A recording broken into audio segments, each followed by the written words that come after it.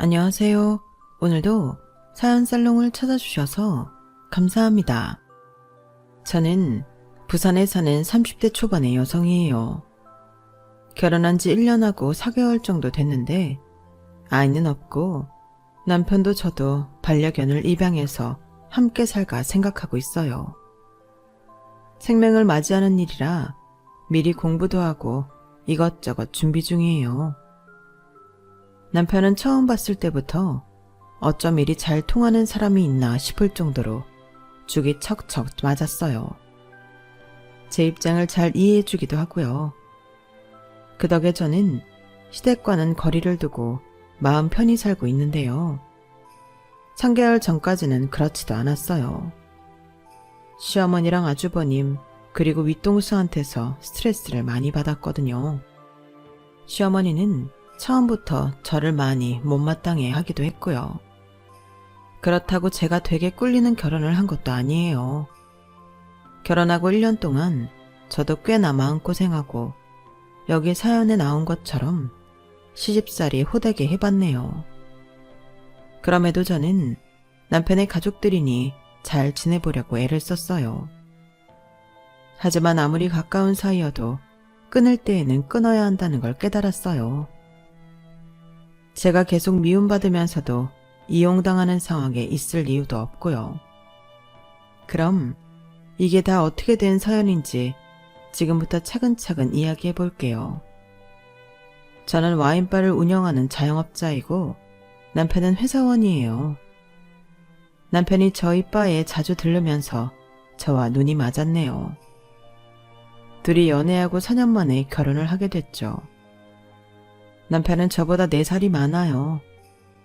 저는 좀 일찍 결혼한 감이 있고 남편은 적당한 때에 결혼한 것 같아요.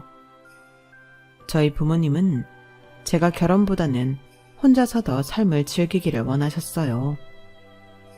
그래서 제일 처음 제가 결혼한다는 말을 꺼냈을 때에는 반대가 심했어요. 엄마는 제가 가정에 묶여서 자유롭지 못한 게 싫다고 하셨어요. 엄마가 여행 다니는 걸 참 좋아하시는데 결혼을 일찍 하는 바람에 못하신 게 많다고 해요. 그래서 저는 하고 싶은 거 다 하고 결혼하기를 바라신 거죠. 요즘은 네 나이 결혼하기 일러. 네 친구들 중에도 결혼한 애 1명밖에 없잖아.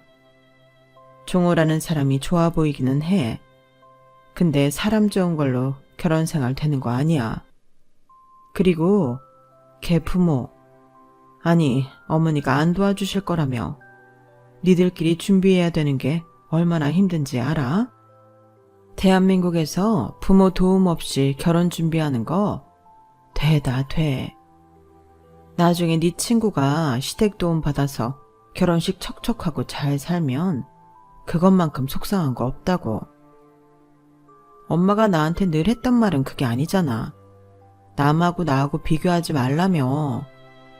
엄마 그런 신념으로 내가 대학 가는 거, 과 선택하는 거, 취직 안 하고 와인바 하는 거 전부 찬성해줬는데 결혼은 왜 예외인데? 그냥 우리 믿어주라. 종호 오빠 나 힘들게 할 사람 아니야. 그리고 우리 와인바 잘 되잖아.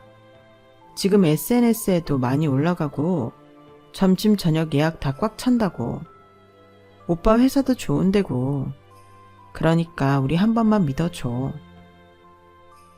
모르겠다. 너라면 몰라도 그 종호라는 애는 내가 몇 번이나 봤다고 믿어야 되니?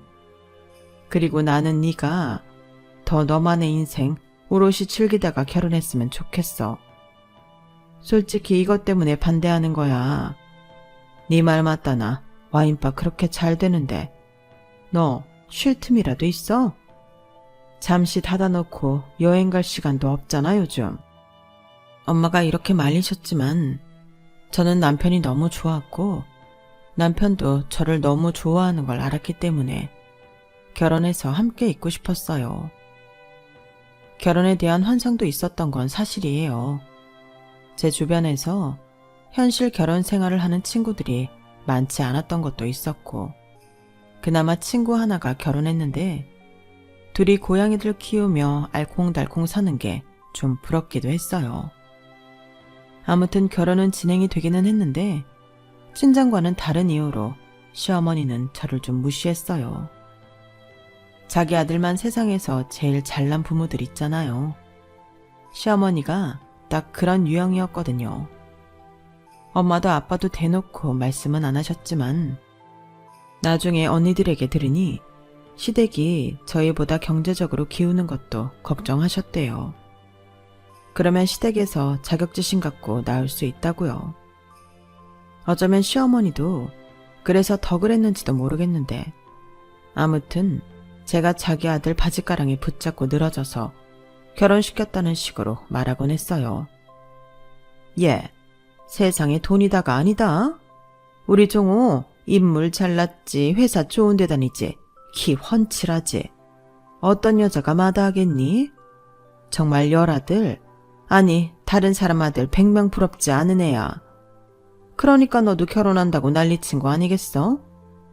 나는 더 좋은 집안 며느리 볼 수도 있는데 우리 아들 뜻 존중해서 너 받아준 거다. 그러니까 우리가 뭐 집을 해줘야 한다 그런 생각은 하지 마라. 그런데 결혼을 더 하고 싶어 했던 건 제가 아닌 남편이었거든요. 그건 시어머니가 몰랐던 것 같아요. 남편은 꽤나 자기 집에서 벗어나고 싶어 했어요. 남편한테 형이 있었는데 시어머니가 엄청 형만 편애를 했던 거죠. 그러니까 저한테 다른 아들 100명 안 부럽다는 둥 한 말은 사실은 과장이 심했던 거예요. 저한테 집 해달라고 하지 말라는 말 하려던 거죠 뭐. 저도 그거 다 알고 있었고 친정에서도 이미 시댁이 집은커녕 혼수도 제대로 해줄 수 없는 사정이라는 거 알고 있었어요. 제가 결혼한다고 계속 우기니 어쩔 수 없이 허락은 하셨지만 그 집에서 뭐 해줄 거라는 생각은 아예 하지도 않으셨네요. 나는 진짜 형 뒷바라지 하는 것 좀 벗어났으면 좋겠어. 형수까지 아주 당연하게 생각한다니까. 엄마는 시대가 변해도 장남이 집안의 기둥이라면서 형이 뭘 하든 형 편만 드는데 그렇게 따지면 장남이 능력 있고 돈 잘 벌어서 나한테도 다 해줘야 되는 거 아닌가? 왜 돈 버는 사람 따로 있고 쓰는 사람 따로 있는지 모르겠어. 그렇게 말하는 남편은 속에 맺힌 게 많아 보였어요. 보니까 자기 형이 돈 가지고 사고 쳐서 막아준 게 한두 번이 아니더라고요. 남편이 흥분해서 말한 것 중에는 이런 것도 있었어요. 형이 치킨집 한 적 있거든. 치킨집 솔직히 너도 나도 다 하려고 하는 거라고. 내가 말렸는데 자기는 다르다나? 그렇게 큰 소리 떵떵 치고 인테리어도 MZ세대한테 맞춘다고 요란하게 하더니 장사가 안 되는 거야. 그러니 대출금도 못 갚고 그래서 나한테 사정을 하더라고. 엄마도 형 한 번만 도와주라고. 너는 회사 다니니까 안정적이지 않냐면서 말이지. 나도 형이 신용불량자 되는 건 막고 싶어서 빌려주기는 했는데 그 뒤로 너무 나 몰라라 하고 고마워하지도 않으니까 열받는 거야. 아니, 돈 갚을 마음이 없으면 최소한 미안하다는 말이라도 해야 되는 거 아니야? 이건 적반하장이야 진짜. 나한테 이것저것 소소하게 뜯어내는 것도 짜증나 죽겠어. 어쩐지 남편은 자기 형 이야기를 거의 안 했어요. 그냥 집안 식구 이야기 자체를 안 하고 싶어 하는 것 같더라고요. 정말 충분히 이해가 가죠. 저런 가족이면 저는 상종도 안 하고 살 것 같거든요. 제가 완전 벙찐 일도 있었는데요. 그건 아주버님이 남편 이름으로 보험을 들어놓고 수령이는 자기 앞 이렇게 한 다음에 자기가 보험 몇 번 냈는데 더 이상은 내기 어렵다며 남편 보고 내라고 했다는 거였어요. 남편은 자기도 모르는 새 자기 신분증이며 도용당했던 거고요. 그때 남편이 보험 해약하고 이것저것 뒤처리하는 거 보고 정말 뭐 저런 형이 다 있나 싶었는데요. 시어머니도 남편도 형수도 그런 걸 당연하게 생각하더군요. 그러니 결혼을 했어도 제가 아주버님이나 형님한테 감정이 좋을 리 없었어요. 결혼 전부터 그딴 짓 하는 걸 봤으니까요. 저희 결혼할 때 친정 아빠가 남편을 설득해서 저희한테 신혼집을 마련해 주셨어요. 안 받겠다고 하는 남편한테 살면서 저한테 더 잘하면 된다고, 그것밖에 바라는 것 없다고 끝까지 밀고 나가셨고, 남편은 결국 아빠 뜻을 받아들였는데요. 그 신혼집이 시댁하고는 꽤 거리가 있는 곳이고 솔직히 좀 번화한 지역이었어요. 그러니 저희는 이제 시댁하고 크게 부딪히지 않고 살 수 있겠다 했는데, 아주버님이나 시어머니나 남편한테 손 벌리는 버릇은 여전하더라고요.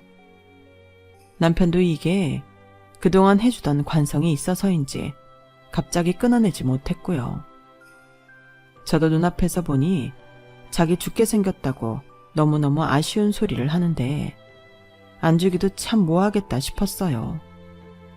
아무튼 아주버님은 이런 핑계 저런 핑계 다 대가며 남편한테 돈을 빌려가고 그 돈을 줄 생각을 안 하더군요. 시어머니는 아주버님 편만 들었고요.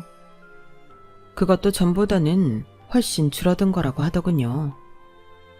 내가 엄마랑 형한테 집안 경제권 너한테 있다고 했거든. 그래서 좀 눈치를 보는 거야. 아니면 아마 더 했을 거야. 너 이런 거 보게 해서 정말 미안하고 창피하다. 결혼할 때 시어머니랑 아주버님은 분명히 저희 친정 부모님한테 아파트 해주셔서 감사하다며 둘이 잘 살게 자기네는 간섭 안 하겠다고 했어요. 아주버님은 자기가 아버지 노릇한다며 지켜준다고 했고요. 그러니 친정에서도 그래도 염치는 있나 보다 하며 제 결혼을 허락해 주신 것도 있거든요. 근데 이게 무슨 아버지 노릇인지요. 이런 걸 보며 그래도 저희 친정이 재산이 있어 다행이고 부모님이 자식 생각해 주시는 분들이라 너무 감사하더라고요. 저희 신혼집은 말씀드린 것처럼 집값이 좀 비싼 지역이었고 아빠가 아이 낳든 강아지나 고양이랑 살든 오래 살라며 신혼인 저희 형편에 비해 좀 큰 집을 얻어주셨어요. 실평수만 34평 정도 됐거든요. 친정하고는 전철 타고 세정거장이면 오갈 수 있는 거리기도 했고요. 그리고 그 지역이 저희 결혼하고 1년도 안 돼서 매매 가격이 올랐더라고요. 부동산에도 저희 아파트 물어보러 오는 사람들도 꽤 된다고 하더군요. 불경기 불황이라고 해도 오르는 데는 사람들이 몰리기 마련인가 봐요. 이게 아주버님이랑 시어머니 귀에도 들어갔더라고요. 아주버님은 시어머니랑 걸어서 10분 거리에 살고 있었는데 그쪽 지역이 집값도 땅값도 안 오르기는 했어요. 저희 사는 곳만 올라간 게 아주버님 질투심에 불을 당긴 것 같더라고요. 결혼하고 집 들일 때도 안 왔던 아주버님이 갑자기 형님하고 저희 집에 오겠다고 하더니 은근히 이것저것 캐묻더라고요. 형님은 저희 집 인테리어를 하나하나 뜯어보고는 화병하고 테이블 매트를 달라고 해서 좀 당황했거든요. 물론 드리기는 했어요. 근데 처음 아랫사람 집에 오면 하다못해 두루마리 휴지라도 사올 법한데 아무것도 안 사와서 밥 얻어먹고 과일에 차 얻어먹고 내내 살림을 못하는 것 같네, 돈을 펑펑 쓰는 것 같네 이러다가 뭐 달라고 하면 주는 사람 입장에서도 기분이 나쁘잖아요. 그리고 2주쯤 지났나? 이번에는 시어머니까지 셋이서 왔더라고요. 그때 아주버님이 대뜸 이런 말을 했어요. 확실히 여기가 애들 키우기에는 더 좋겠어? 근데 2사람은 일단 아이 안 낳고 개 키울 거라며. 나나 민준아 좀 더 돈 벌고서 아이를 낳자는데 동의했어. 걔도 입양하려니 생각할 게 많아지더라. 천천히 멀리 내다보며 준비할까 해. 종우, 너 말에 아주 허세가 들어갔다. 이런 아파트에 사니까 네가 신분 상승한 것 같냐? 그런 게 어딨어. 내 말이 그렇게 들렸으면 그건 그냥 형 생각이야. 나는 아파트랑 상관없잖아. 그러자 옆에서 형님도 끼어들더라고요. 아무튼 아파트값 많이 올라서 좋겠어요. 서방님은 이런 걸 마누라 덕 톡톡히 본다고 하나요? 우리 은우 아빠도 결혼할 때 친정 덕 좀 봤죠. 예단이며 결혼식장에 신혼여행 비용까지 우리 집에서 다 돼서 마누라 잘 얻었다는 소리 좀 들었는데 내가 동서한테는 깨갱해야겠네. 별 말씀을 다 하시네요. 그런데 은우는요? 친정집에 갔어. 다음 주에나 올 거야. 아주버님과 형님 사이에 아들이 하나 있었는데 이제 4살이었거든요. 근데 두 사람은 그 아이를 형님 친정에 너무 자주 맡기는 것 같더라고요. 그런 것까지 제가 상관할 바는 아니지만 아무튼 제가 그 조카의 얼굴을 거의 본 적이 없어서 말이에요. 만날 때마다 친정에 맡겨놨다고 하고 두 사람은 해외여행에 제주도 여행에 잘도 돌아다녔어요. 하여간 나나 엄마 사는 동네는 왜 죽어라 안 오르고 여기만 오르나 모르겠다. 부럽다 야. 형도 돈 모아서 이사 계획 짜봐. 그럼 은우도 크면 학교 더 좋은 쪽 알아봐야 할 거 아냐. 여기가 딱 좋기는 하다. 지하철 가깝고 애들 학교 다니기도 좋고 학원도 있고. 그러고 보니 이쪽은 어린이집이나 유치원도 잘 해놨다던데. 그것까지는 우리도 잘 모르겠네. 아직 우리한테는 먼 얘기라서 알아보지 않았어. 이쪽 학교 좋고 어린이집 좋은 거 맞아요. 서방님. 그러니까 집값도 오르는 거겠죠? 아무튼 동서는 좋겠다. 이런 데에서 살고. 은우 아빠, 우리도 은우 생각해서 이쪽으로 이사 오는 거 생각해보자. 그럴까? 다른 데 뭐 알아볼 거 있나? 여기만한 데가 없겠어. 아주버님이 남편 말 속에 허세가 있다고 했는데 두 사람이야말로 허세가 가득했어요. 형님은 중소기업에 다니고 있었고 아주버님은 지금 하고 있는 디저트 카페가 잘 안 되고 있어서 계속 보증금 까먹고 있는 상태였거든요. 살고 있는 아파트를 팔아도 집값 감당이 안 되고 둘 다 대출받기도 어렵다며 저번에도 남편한테 돈 빌려가려고 하다가 못 빌렸었거든요. 제가 두 사람 무능하다고 비웃는 게 아니라 저희한테 큰 소리만 치고 너무 과시만 하려고 하니 그런 생각이 자연히 들었던 거죠. 그리고 이쪽 동네로 이사 온다니 내심 싫었네요. 가까이 하고 싶지 않은 형제니까요. 남편도 아주머님이랑 형님이 이 동네로 이사 오고 싶다고 하니 표정이 안 좋더라고요. 게다가 저는 또 아주버님이 말도 안 되는 요구를 해서 좀 속상해하고 있었어요. 조카 어린이집 이야기가 나와서 그런데 제 친구 중 한 명이 저희 아파트랑 가까운 데에서 영어 유치원을 운영하고 있었어요. 거기가 학비도 좀 비싸기는 한데 워낙 평이 좋아서 들어가려면 대기해야 되는 정도거든요. 근데 아주버님이 자기 아들을 거기에 다닐 수 있게 친구한테 부탁을 해달라고 계속 저한테 압력을 넣는 중이었어요. 저는 아무리 친구 사이여도 그런 부탁은 어렵다고 계속 피하고 있었고요.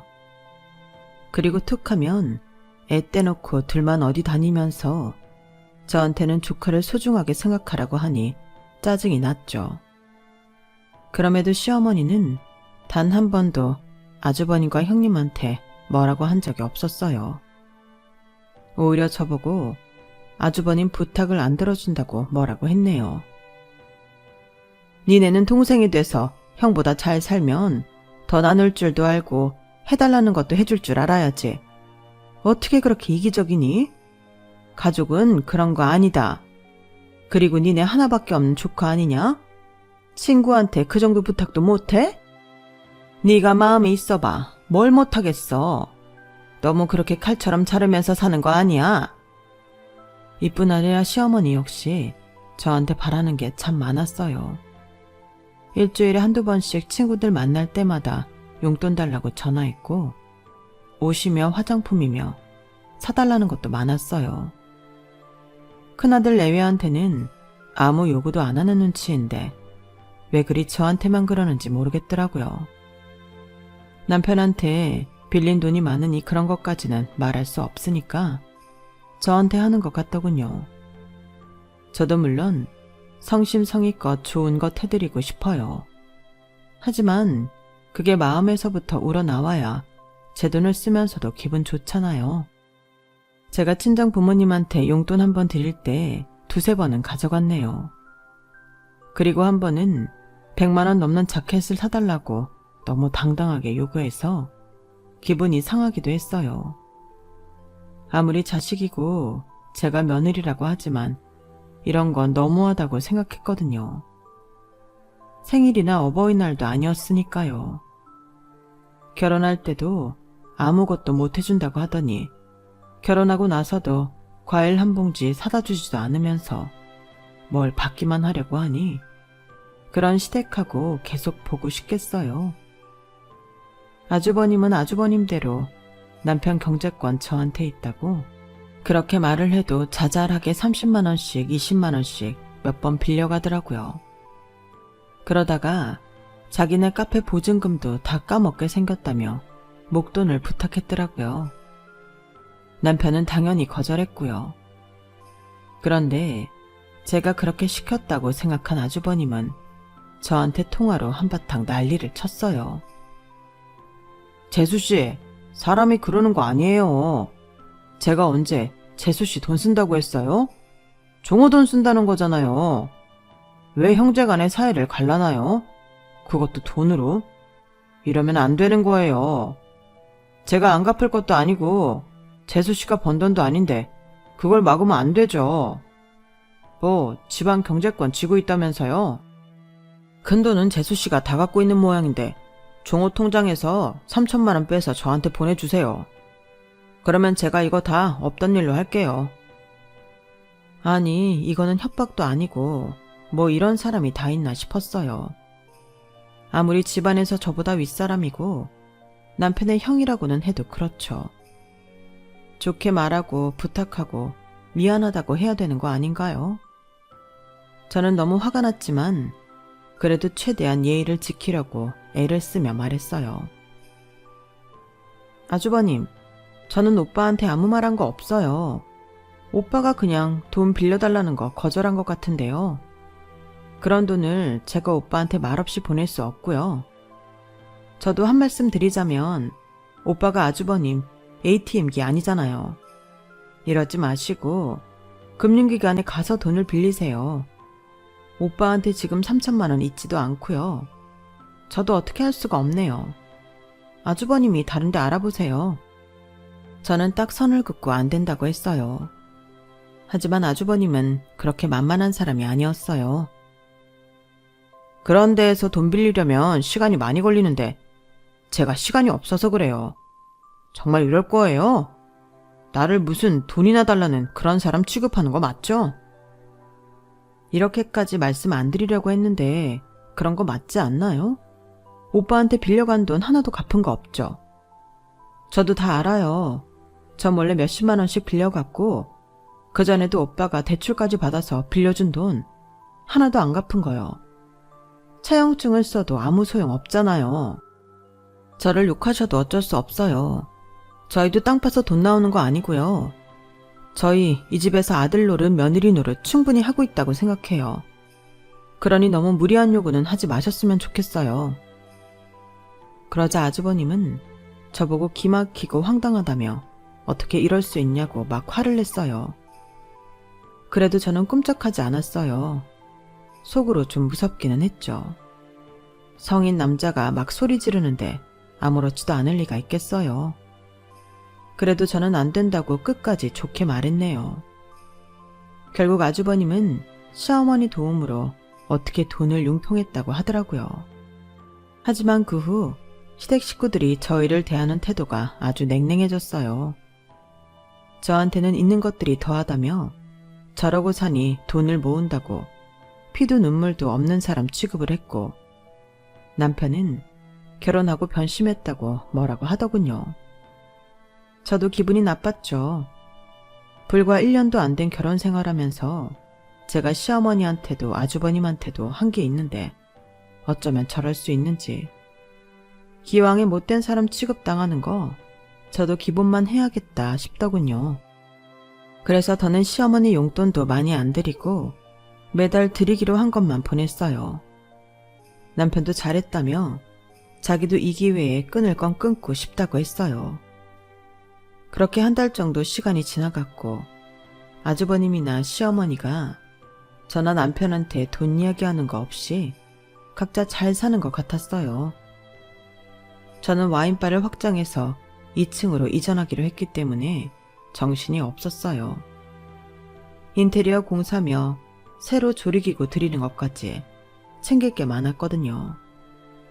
남편은 승진을 했고 해외 출장이 전보다 잦아졌어요. 결혼 1년 기념일을 앞두고 저희는 둘 다 나름 좋은 일이 생겼다며 만족했죠. 그런데 아주버님은 그렇지 못한 것 같았어요. 시어머니 통해서 꾼 돈도 못 갚고 대출도 싹 다 바닥이 났다는 얘기를 건너 들었네요. 우리 귀에 들어가라고 일부러 흘린 게 분명했지만 저희는 별다른 반응을 하지 않았어요. 그런데 시어머니가 시아버지 제사 전날 음식을 좀 준비해서 가져오라고 하시더라고요. 음식은 당일날 만들거나 주문해도 되는데 말이죠. 전날 해놓으면 아무래도 먹을 때 금방 한 것 같지 않잖아요. 좀 의아하기는 했지만 일단 시키는 대로 음식을 준비해서 남편하고 갔어요. 아주버님 형님도 당연히 와 있더군요. 전에 저희가 돈 문제 거절하고는 거의 마주친 적이 없고 어쩌다 시댁에서 만나도 쳐다보지도 않았는데 그날은 저희한테 먼저 웃으면서 인사도 하고 아는 척을 하더라고요. 시어머니는 저보고 음식 해오느라 고생 많았다며 웬일로 손까지 잡아줬고요. 아무래도 이것도 뭔가 있겠구나 했네요. 그렇게 남편하고 저하고 서로를 쳐다보는데 시어머니가 정말 말도 안 되는 소리로 폭탄을 던졌네요. 우리 종호가 잘 사니까 그나마 잘 됐구나. 세아가 잘 얻어서 종호 편하게 잘 먹고 잘 사는 거 그거 내 입장에서는 되게 큰 거거든. 그래서 오늘 내가 너희한테 한 가지 할 얘기가 있다. 누누이 말한 거지만 다시 한번 말하자면 집안에는 장남이 기둥이고 장남이 편해야 모두가 편하다고 했지 않니? 가족은 서로 힘들 때 도와줘야 가족이고. 여기까지 얘기하자 남편이 또 돈 얘기구나 싶어서인지 먼저 말을 꺼냈어요. 네, 저희는 저희끼리 알아서 잘 사니까 도움 안 받을게요. 그러니까 나랑 민주한테 돈 얘기하지 마세요. 형이랑 형수도요. 내가 무슨 말 할지 알고 그러냐? 왜 그렇게 앞서가? 누가 돈 달래? 그런 거 아니야. 근데 이거 중요한 거라 니들이 내 말을 들어줘야겠다. 시어머니는 각을 잡고 얘기하려는지 자세까지 고쳐 앉더니 진짜 헛소리를 시작했어요. 니들 조카 우리 집 장송 느느 말이야. 이 동네 어린이집이고 유치원 앞만 봐도 우리 운을 다닐 곳으로는 부족하다는 생각이 들었다. 그래서 전에도 말했지만 세아가 친구가 한다는 그 영어 유치원 말이다. 티오가 생겼다는 연락을 받았어. 내가 거기 학비랑은 어떻게든 하려고 한다. 근데 그 유치원이 니네 집 근처잖냐? 애가 여기서부터 매일 거기 다니기가 굉장히 힘들어. 그리고 이미 그런 꼬마아이 때는 어느 지역 출신인지가 애 인생을 결정한다는구나. 여기 살면서 그 동네 영어 유치원 가봤자 은우는 서민 동네 아이 취급받는다는 거지. 그러니까 니들이 그 집을 큰 집에 내줘야겠다. 니들은 얼마든지 집 구할 수 있잖아. 거기 집 넓어서 니네 둘 살기는 너무 휑해. 니네는 대출도 받을 수 있고 여차하면 또 사돈댁에서 도와주실 수도 있는 거잖니. 사실 큰애네 친정에는 돈 갖다 쓴 게 있어서 그런 말까지 하기는 좀 부끄럽고 마침 니들한테 집이 있는데 복잡하게 생각할 거 없잖니? 그러니 니들이 집을 좀 내줘야겠다. 진짜 살다 저런 식으로 자식 집 뺏는 사람은 처음 봤네요. 너무 어이가 없어 화도 안 나더라고요. 저는 정말 차분하게 말했어요. 어머니, 그 집 명의 제 거예요.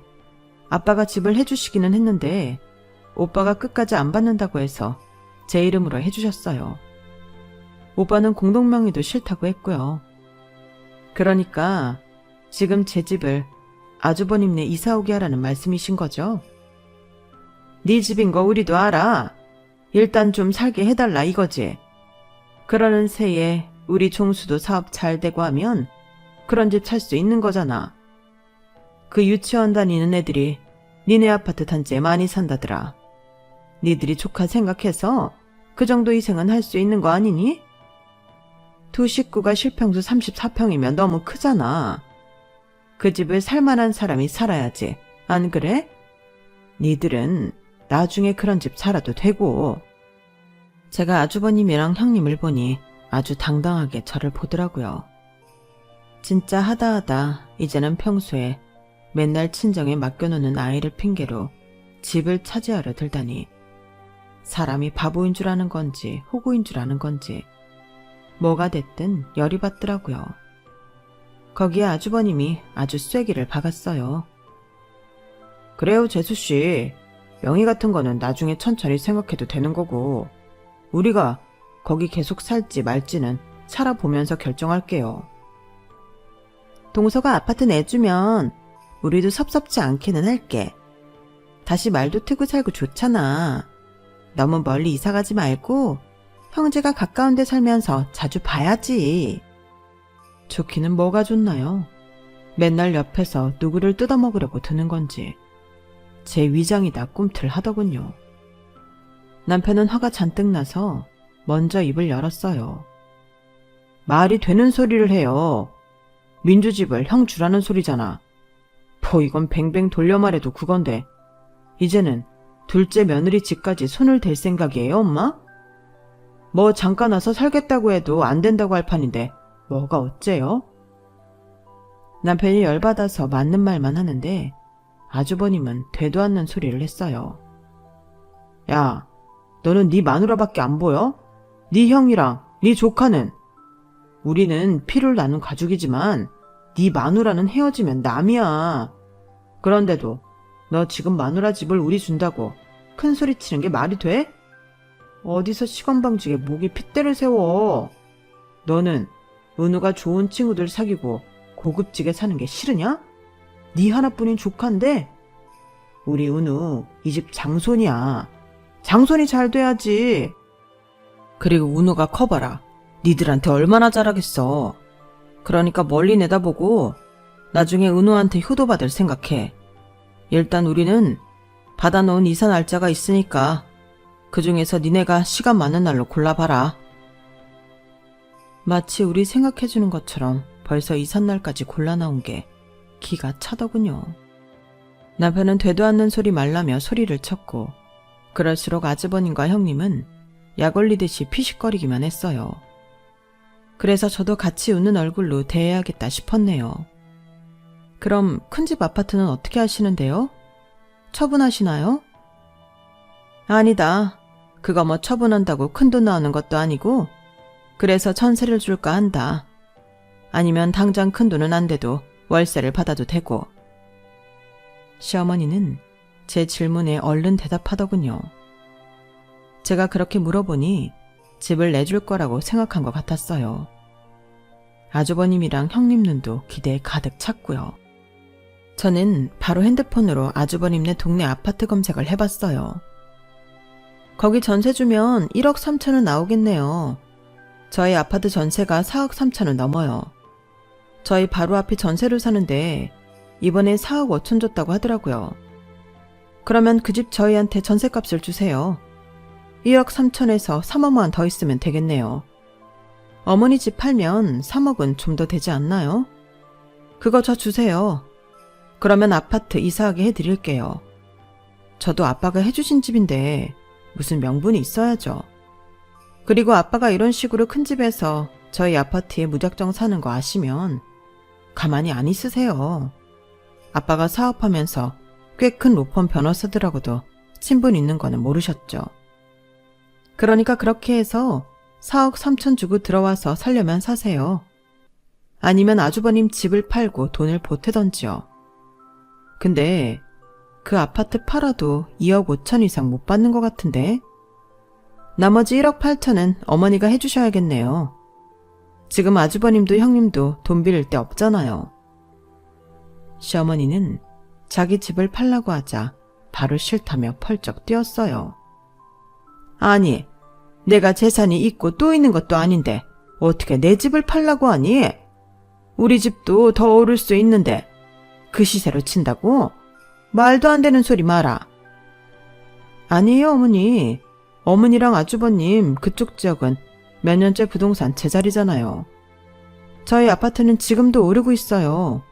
그러니까 제가 4억 3천에 전세 살라고 하는 게 절대 무리한 요구 아니에요. 저희는 집도 절도 없이 쫓겨나게 생겼는데 이 정도는 얘기할 수 있는 거잖아요.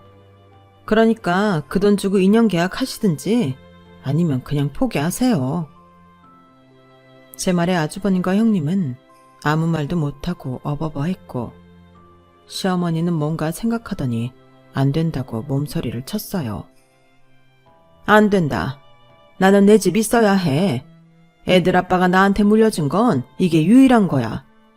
내가 내 집에 하숙을 쳐도 내가 나가지는 못한다. 그럼 아주버님네가 어머니네 들어가서 하숙하는 셈 치고 매달 월세 내고 아주버님 아파트 팔아서 빚 갚으면 되겠네요. 저희한테 빌린 돈도 갚고요. 어머니는 어머니 큰아들만 중요하신가 본데 저도 저희 집에서는 귀한 딸이에요. 저희 부모님이 결혼해서 시집에 이런 취급받는 거 알면 어떻게 나오실 것 같으세요? 저희 아빠 절대 가만히 안 있어요. 그래서 저도 아무 말 안 하고 있었던 거고요. 아주버님, 그동안 저희한테 돈 갖다 쓰신 거 있죠? 종우 오빠한테 차용증 쓰고 안 갚은 것도 있고요. 어차피 계좌로 보내서 조회하면 다 나오거든요. 그거 저희가 뭘 몰라서 가만히 있었던 거 아니에요. 지금이라도 아빠 친구 변호사분한테 그거 들고 가서 돈 받을 수 있게 소송 진행해달라고 할까요? 제 말에 세 사람은 더 하얗게 질리기만 하고 아무 말도 못했어요. 이번에는 남편도 화를 좀 가라앉히고 말했어요. 민주 말이 맞네. 형이 엄마 집에 들어가서 월세 내면서 살아. 그러면 모든 게 해결되겠네. 안 그래? 어차피 은우 맨날 형수 친정에서 챙기잖아. 은우 핑계로 우리 아파트 뺏으려는 거 누가 봐도 다 알거든. 그걸 변호사들은 모를 것 같아? 그제야 시어머니는 입을 열었어요. 안 되겠다, 종수야. 나는 내 집까지 팔아서는 돈을 못 보태겠다. 이거 그냥 니들이 들어가면 정말 쟤네 가만히 안 있을 것 같고 나는 이 나이에 어디 월세나 전세 같은 거 살기 싫다. 그러자 아주버님은 괜히 화를 내기 시작했어요. 둘이 진짜 똑같이 못돼 처먹었네. 니들이 그렇게 좋은 아파트에서 살아야겠냐? 내가 거기 들어가서 사는 게 그렇게 싫어? 아니, 형, 나도 형이 제발 성공해서 좋은 데서 살았으면 좋겠어. 우리보다 더 좋은데, 더 넓은 데에서. 근데 형이 알아서 하라고. 멀쩡히 살고 있는 사람들한테서 억지로 뺏으려고 엄마까지 끌어들이지 말고. 이번에는 형님까지 저희 보고 너무하다면서 이러는 거였어요. 서방님도 참 매정하네요. 결혼하고 사람 바뀌었어요. 어떻게 우리한테 이래요? 우리 한 가족이잖아요. 저는 그 말을 듣고 참을 수 없었어요. 한 가족인데 저희한테 뭐 해줬는데요? 지금도 우리를 멀쩡히 잘 살고 있는 집에서 내쫓을 생각인데 저희한테 그런 가족 의미 없어요. 저희는 인연 끊어도 상관없어요. 그놈의 가족 타령 지겨워 죽겠네요. 민주 말이 맞아요. 형수님, 저 형수님한테 이런 말 들을 이유 없어요. 그동안 형이 해달라는 돈 다 해줬고 말도 안 되는 요구 다 들어줬잖아요. 그런데 한 가족인데 제가 변했다고요? 정말 변해볼까요? 제가 형 고소해볼까요? 아주버님, 형님, 어머니, 저 잘못 보셨어요. 사람이 말 안 하고 가만히 있다고 쉽게 생각하셨나 봐요. 종호 오빠는 이제 저랑 가족하면 돼요. 당연히 제 편이니 저랑 가족 맞고요.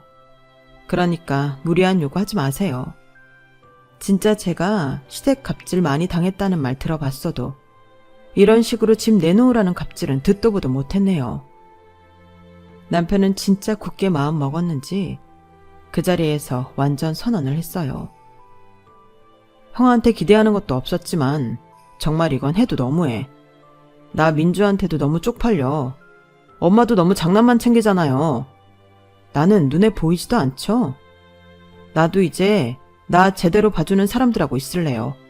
그게 진정한 가족 아니겠어요? 형, 내 돈 한 달에 얼마씩 갚겠다고 각서 쓰고 공증 안 하면 나 진짜 고소할 거야. 엄마도 그래. 더는 우리한테 무리한 요구 하지 마. 나한테 이제 민주가 우선인 거 맞아.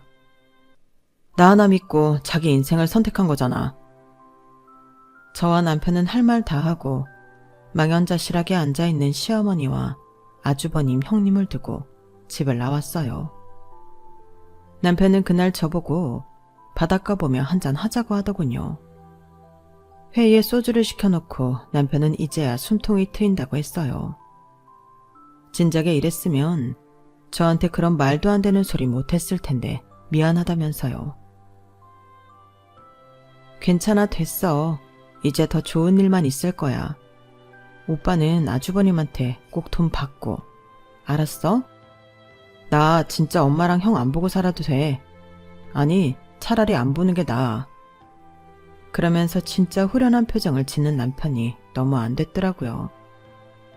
그 후 시어머니와 아주버님 형님은 저희한테 전화를 하고 문자를 하며 오만 협박을 다 했지만 저희는 다 차단해버리고 변호사 통해서 할 말을 했어요. 변호사 선임한 걸 알자 그제야 아주버님은 저희 와인바까지 찾아와서 남편 마음을 돌려달라고 하더군요. 소송을 취소해달라고요. 남편은 변호사를 통해서 매달 얼마씩 갚겠다는 각서를 쓰게 했고 그걸 받아 공증한 후에야 소송 취하를 했어요. 그 뒤로 아주버님은 이런저런 일 다 하며 남편한테 매달 돈 갚고 있네요. 형제끼리 이렇게까지 하나 싶겠지만 그동안 남편이 혼자 당해온 걸 생각하면 아무것도 아니라고 생각해요. 제가 결혼하고 1년간 당해보니 알겠더라고요. 그렇게 저희는 지금 시댁과는 거의 연락을 끊고 둘이서 알콩달콩 살고 있어요. 너무 말도 안 되는 상황에서는 아무리 가족이어도 탈출이 필요하더라고요. 제 인생이잖아요. 남편과 만드는 제 인생이요. 저는 이 선택에 후회가 없어요. 제 이야기는 여기까지예요. 들어주신 분들 모두 감사드리고요. 모두들 가족과 행복하시고 좋은 하루 만드세요. 여러분, 사연 댓글에 응원과 현명한 조언 부탁드려요. 좋아요와 구독은 저에게 큰 힘이 됩니다. 오늘도 좋은 일 가득하세요.